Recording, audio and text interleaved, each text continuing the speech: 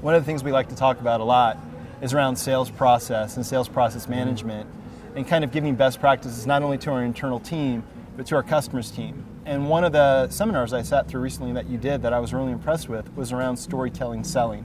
Can you kind of tell our audience a little bit about some of those high points of that? Yeah, absolutely. Storytelling is one of the key integral parts of, I think, how we are here on this planet today. It's how we remembered. And how do you get somebody to remember that has no written language or is not recording everything that you say? And so if you look at it from a sales aspect, you might be at an event or on an airplane or in a situation where somebody just asked you the everyday question, so what do you do? Right. And if you can interlace a story into that, that's memorable because it's engaging a part of the brain that allows memory to happen. So this can be used in multiple facets of any sales process, but really in a high-end consultative sale, you're talking about storytelling being a unique part of it all because you're not only putting story out there, but you're aligning your marketing message of who you are as a company into the actual story that you're engaging.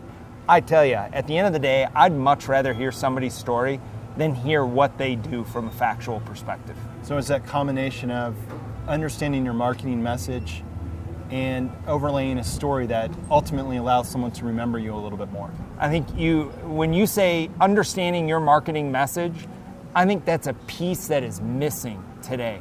I don't think most companies understand how to concisely put their marketing message together and then integrate it into a story that somebody wants to listen to, somebody wants to engage with. I mean, a story doesn't need to be a 5-minute diatribe over everything that you do. A story might just be 30 seconds about the high points.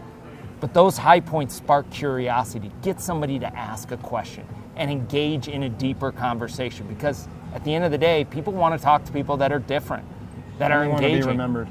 Yeah, they want to be remembered at the end of a day. So how do you get remembered? And if you start thinking about that, is how do I use story to be remembered? It's very important for a salesperson to practice and dial that in. And one of the funny things that I point out is one of the rules of storytelling, don't one-up somebody. Don't sit there and say, let me tell you a story that's better, because it ends the relationship. If your goal as a sales professional is to build a relationship, wouldn't you do everything that would enhance that and make that better and make your life easier? And I'm going to be honest with you, Carl, telling stories is fun. I don't have to remember as much about the facts of it all. But what I have to remember is what is engaging and who is my audience that I'm introducing that to.